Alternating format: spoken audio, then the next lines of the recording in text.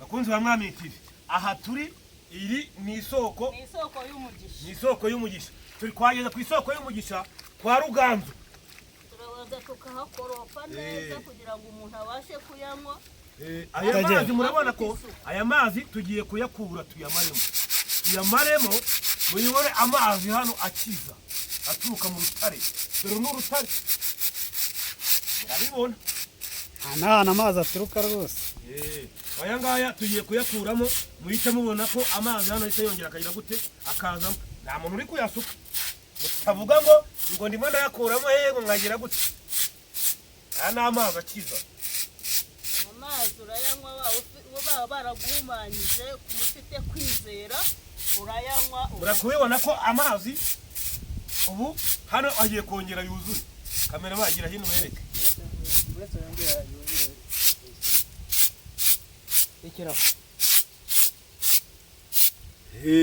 Muri kubibona ko ubu amazi agiye kongera gute yuzure.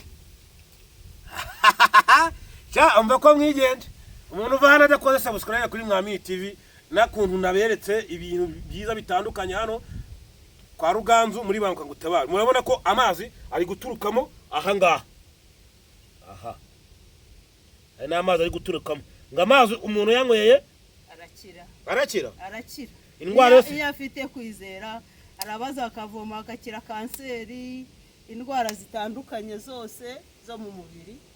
Murabibona ko aya mazi rwose nanjye mfite ubuhamya yuko yankijije amarozi bari barandoze nsigaye narazanye iminkanyari nanda batsiritse.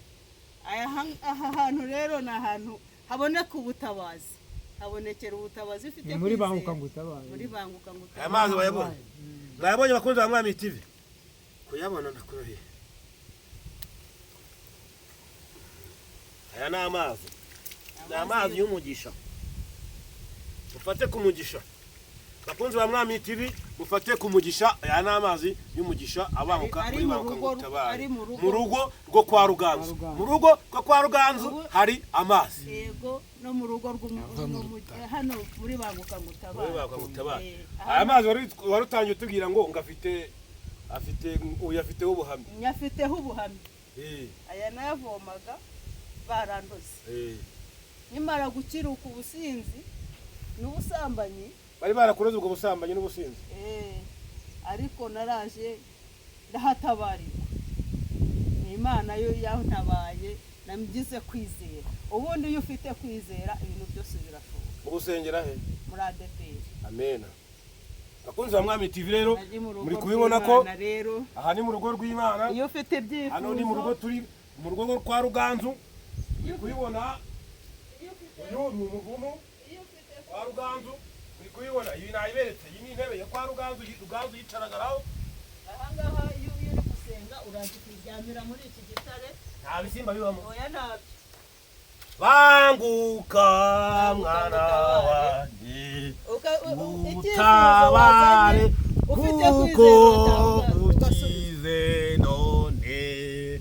Banguka ngutabare Mwami Yesu rwose. Nimubibone yuko mfite YouTube ni gushaka subscribe. Aha ni muri Banguka Ngutabare. Iyo umuntu ari gusenga hano akaryamamo arasenga Imana ikamwumva akagira gute agasubizwa. Mubonye ko hari isoko ifite amazi meza y'umugisha. Ubuhamya mwabyiyumviye bw'umuntu Mukamana Vestina yagize gute yaraje hano aba yaje no kuhakubura kugira ngo kubera ko hamutabaye hakamukiza ubu akabasengera mu idini rya ADPR. Haleluya. Amen. Haleluya mzee. Vuga ngo amen. Vuga ngo amen. Amen.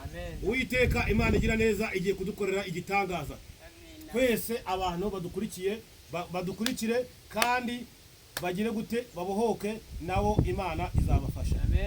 Mwebwe aho muri hose aho mufite ibyaha ndabasengeye ndabakomeje. Uwiteka Imana igira neza mufate ku mutwe wanyu Imana ibagirire neza. Amen. Pasiteri wo munsi y'igitare kuri Mwami TV ahandi ni kwa Ruganzu.